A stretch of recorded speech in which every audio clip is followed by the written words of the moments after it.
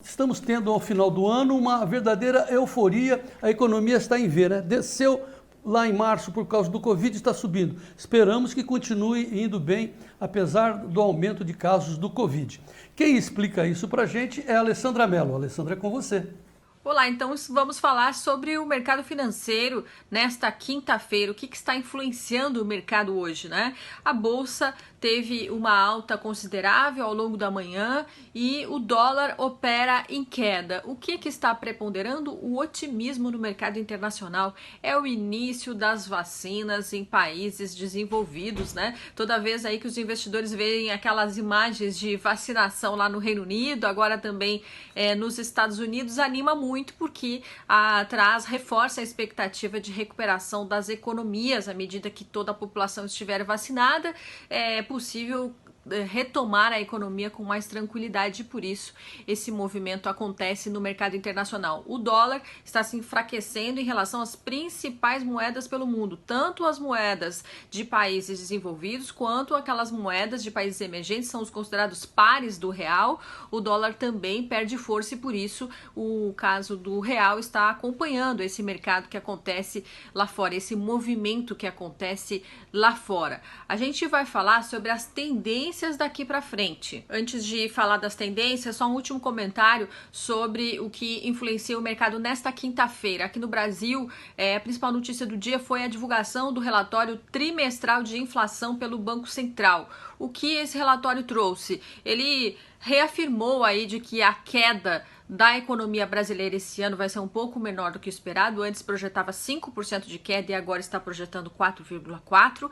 Mas o Banco Central, para o ano que vem, previa um crescimento no PIB de 3,9%. E agora ele falou em um crescimento um pouquinho menor, de 3,8%. O mercado não gostou muito disso, mas isso, como a gente viu, não chegou a trazer impactos aí significativos para desempenho da bolsa ou do dólar nesse caso, tá certo? Vamos falar então das perspectivas. A gente mostrou essa semana que o relatório Focus, no seu relatório principal, está trazendo uma tendência de uma leve queda para o dólar, mas no seu top 5 estava prevendo já um dólar mais alto. E aí eu fui conversar com alguns economistas para tentar entender o porquê, né? Afinal, qual é a tendência para o dólar, porque o nosso produtor rural precisa saber. Então eu vou começar pelo que disse o Sidney Neme, da NGO Corretora. Ele falou o seguinte: tendência mundial é o de dólar enfraquecendo, por isso seria sim da gente ver essa cotação cair, quem sabe abaixo de R$5, mas essa é a tendência mundial.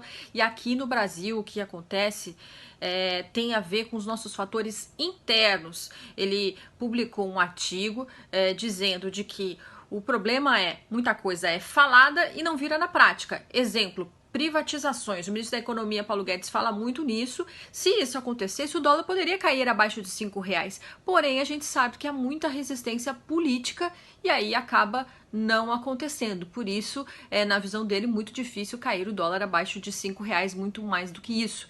E vai em linha com o que eu ouvi também de um técnico especialista em câmbio da Terra, que é o Vaney Najem. O Vaney, ele disse o seguinte: olha, a nossa previsão era 4,90, né? Acho que deve ficar mais ou menos nisso aí nesse final de ano. Abaixo disso, em 2021, muito difícil. Tendência é de que seja de 4,90 para cima, segundo ele, né? Em função de todas as nossas questões internas, não apenas dos dados internacionais, que agora são bem mais otimistas e levam para uma previsão de dólar mais alto. Para finalizar, a Macrosector do Fábio Silveira está prevendo também um dólar acima de R$5 para 2021. Então esse é o cenário que temos agora neste momento, meus amigos. A gente se vê até. Pois é, a Alessandra mandou um complemento agora dizendo que o Fábio Silveira está fazendo um preço médio para o dólar para o ano que vem, 2021, em 5,14. 5,14 é a previsão de Fábio Silveira para preço para dólar médio 2021. Não é dia 1º, mas ele está calculando, trabalhando com esse número 5,14 no dólar.